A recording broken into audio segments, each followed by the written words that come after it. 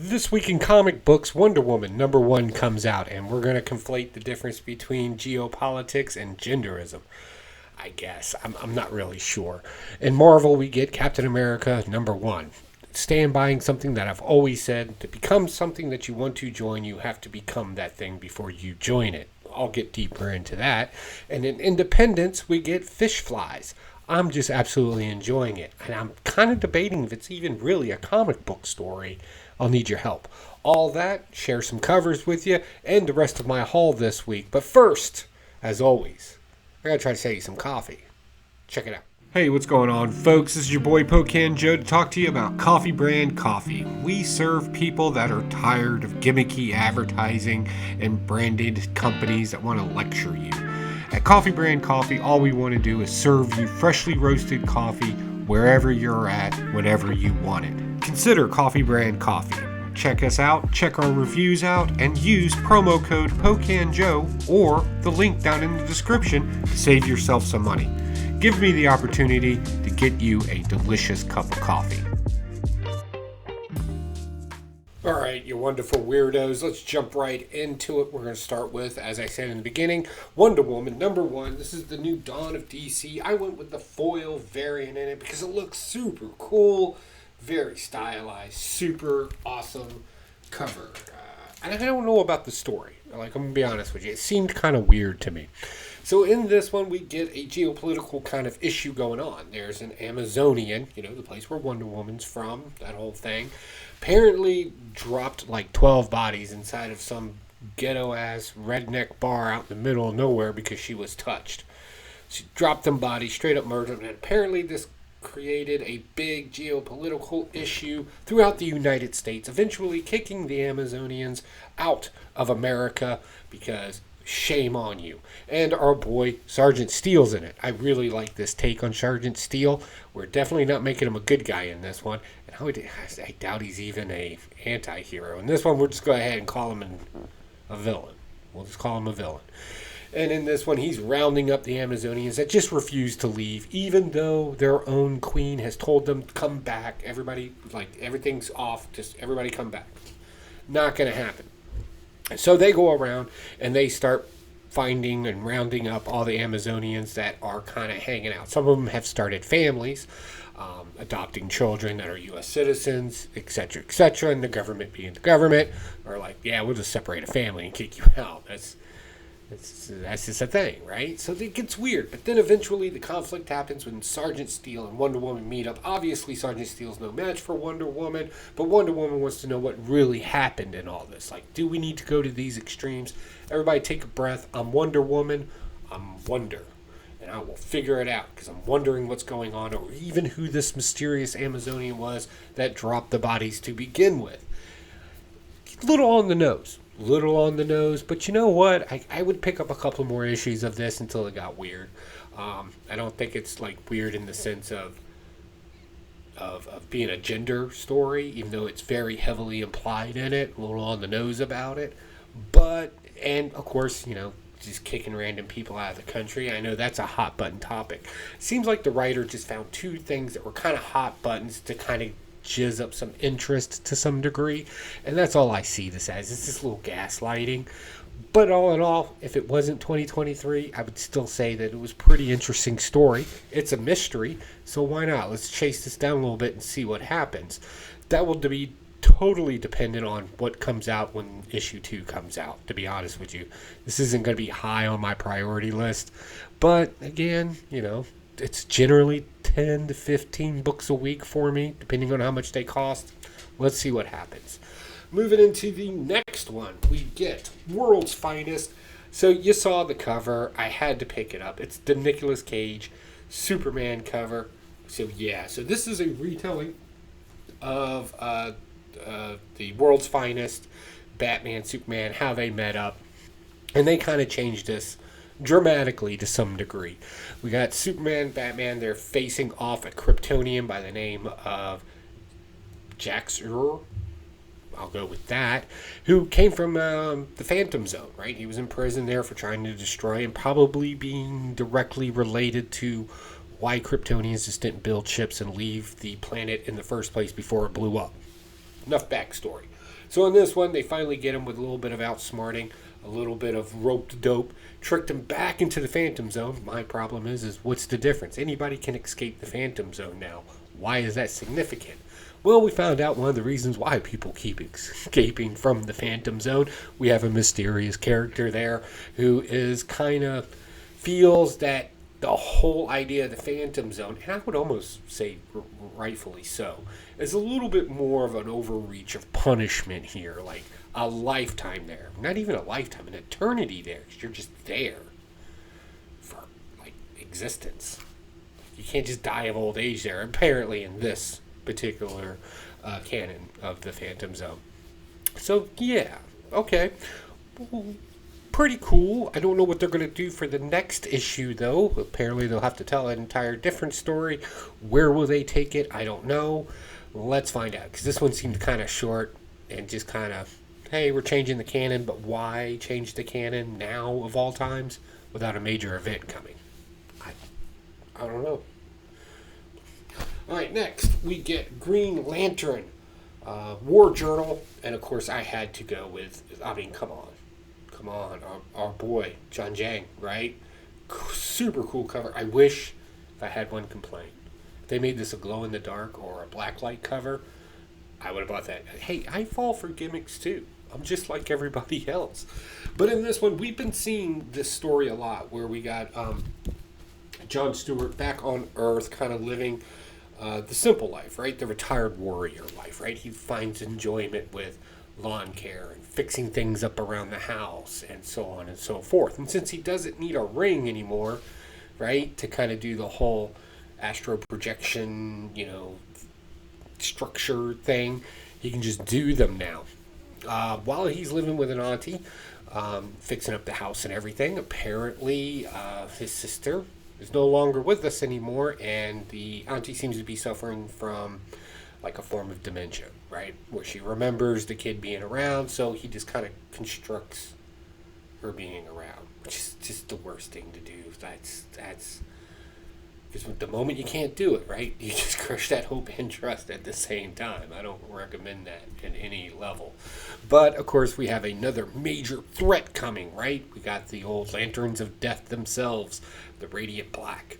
So I'm kind of cool where that's going to go. Like, I don't know much about all the various different type of lanterns that are out there, but these zombie ones seem kind of cool to me. Kind of like a little sci-fi space zombie horror story. I can dig that. So let's go down that trail. Let's check that out and see where that takes us. All right, next. Something extremely predictable. Predator and Wolverine. Of course, I had to go with the Scotty Young cover on it because my wife collects Scotty Young, so she gets Scotty Young. And if I buy a comic book, I have to read a comic book. That's the rule here. So this is exactly what you would expect it to be, right? There's a current story where the Predator, the Wolverine are going at it in the woods, very savage, doing the man shit. Like, that's a horrible way to put that, but it's the only way. That's savage shit, however you want to put it. But then we also find out that they actually have a history together going all the way back to the 1800s where this has happened as well, where they constantly have been battling each other over a period of time. Kind of interesting, a little weird. It just pops out of nowhere like this, but then again, it's a Predator story, and that's what Predator stories do. They just kind of pop up every now and then when they need to justify the intellectual property, which is fine, right? I get it. We get a good story out of it, no matter what, and this one I am highly, highly enjoying. Is it the pick of the week, though? Is it? No. Actually, I have something kind of cooler for you. We'll get to it, though, I promise you. Next, again, another Scotty Young cover. We got Uncanny Spider-Man. Boom. So what you need to know about this Scotty Young cover is this is very reminiscent to a piece, an original piece, art piece, that he did for the Heroes Con auction, I want to say 2 years ago, where he did like 2 frames with Nightcrawler kind of blipping out in this direction, right? But in this one, Nightcrawler has become a Spider-Man. And the reason for this is because all the boogaloo that's happening over in the X-Men run with the fall of the mutants, which I have not been following, but you kind of get the gist of it, right? Their whole little utopia is falling apart because reasons. Doesn't matter. So that's happening. So in this one, our boy Nightcrawler has to find kind of a new life for himself. So he kind of works with Spider-Man and becomes like another version of Spider-Man. This should not surprise us. There's so many versions of Spider-Man out there now, of Spider-Verse, everything else, that somebody just taking the role for a while shouldn't be bothered by this. Cool villain aspect of a villain in here.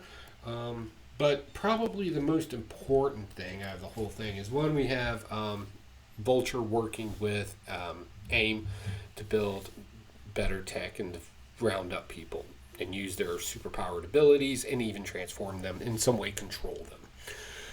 Two, we got Silver Sable coming back, which is super cool. I like that concept, right? Get the mercs to take care of the thing that can blip in and out of existence, to capture it, because we're trying to steal superpowers or control mutants overall. Okay, yeah. And of course, this is fun in its own way, where, Nightcrawler being German, very thick in German, and not understanding nuances in language.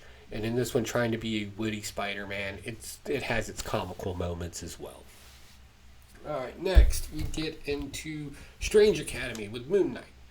So I didn't know that this was kind of like a duplicate or a continued story from someplace else. I just kind of picked this up thinking it was a true #1 issue, and it wasn't. So in this one, we got the kids from the Strange Academy. Two of them are being controlled by a evil being that is trying to destroy magic because he believes in mathematics, but he uses magical mathematics. Very often, when you have to fight the thing that you hate, you have to become the thing that you hate. So, yeah, that's the parody of the whole thing, I guess. I'll go with that.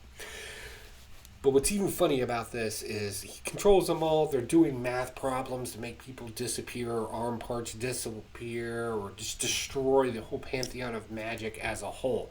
I'm kind of on board with destroying the woo-woo through math, but math magic, I'm not sure about that. That one kind of lost me a little bit. So, unfortunately, not up there for me. Next, pick of the week, folks. Pick of the week. You know it was going to be Captain America. If you've watched the show for any length of time, you know I'm a Captain America fan when done correctly. And this one takes a very interesting look. I'm not saying that the whole story is good so far. I'm just calling out the issue as I see it. But this is interesting because we're dealing with Captain America in that weird age of 14 to 18. He lost his mother, lost his father. He's basically living in abandoned buildings, just doing the best he can and being stoic all through it, working 3 to 4 jobs just to scrape together $30 for a month's worth of rent. It was the 1940s. It was very different. All the while, the house that he grew up in, the house that he fought to get back into, is under new management and they're going to demolish it. So he calls up, what do you do when you're in trouble? You call up your friends. You let your friends know you need some help. He calls up Tony Stark to get a small loan to buy the building and rent control it. Good luck with that when all the prices around you are rising. It's not good. Anyway, eventually saving the families from being evicted from this and even hiring a local handyman to assist with the renovations of the building because apparently he's going to renovate them as well. Great, heartwarming story. But this is a great depiction of what I've said at the beginning. Before you join something, you may want to become the thing you want to join. Everything that I've ever joined or been a part of, I've always heard the same thing. If it was being in the Masons, it was, you were a Mason before you joined. You just didn't know it. Or, being in the military, you just exude soldier because you were a soldier before you joined the military, right? Become that thing so you get integrated into it instead of trying to figure it out while you're there. This is good because this is the Captain America that we know, and we can see the origins of what really created it. Simply going to basic training and going to war and punching World War II bad guys in the face, right? That's not what really made Captain America, right? His experiences, his grit, his hard work, and the fact that he can still care and not be a bitter person at the end of the day. Yeah, I would give that my pick of the week all day long. Next, okay, I got something special for you guys. I don't know if you saw this or not, but there is a 1 per store variant for the Wolverine number 37, and your boy was able to pick it up. My comic book shop looks after me. Zeno's Comics in Chesapeake, Virginia. Thank you, sir. You never let me down when it comes to the 1 per stores, If I can get to it in time, I'll generally pick it up. So this is exactly what you would expect as well if you read the synopsis for it. It's another Hulk and Wolverine fight, and then in this one we also threw in some Wolverine clones as well. Pretty predictable, pretty standard story. I didn't bother opening that one up. I actually read it online, so I can still keep it in the bag because I'm probably gonna sell it. Just throwing that out there. Because I don't know. This story's not enough for me to hold on to, even though it's a cool cover. So yeah, it's exactly what you would think. They fight. There's clones. We've seen this before several times. It's not that big of a deal. Nothing truly different happened in it. So yeah, we'll move on. Next, we got for independents and my only independent this week, we got Fish Flies. Well, with this cover here, because it's super creepy and weird, I have been enjoying this. But question to the community, definitely let me know down below your thoughts. Is this a comic book story? And I say that because when you read this, there's not a whole lot that goes on in issue 2, but you're still drawn into it. Like it's a good suspenseful story. It's a little bit of a mystery. It's a little bit of an oddball story, but it's not like a Journeys into Mystery or any of the older comic books. It almost reads like a script. It really does read like a script, or maybe a Dan Koontz type novel, where there's a lot of dialogue and a lot of things that just kind of happen to explain the daily life.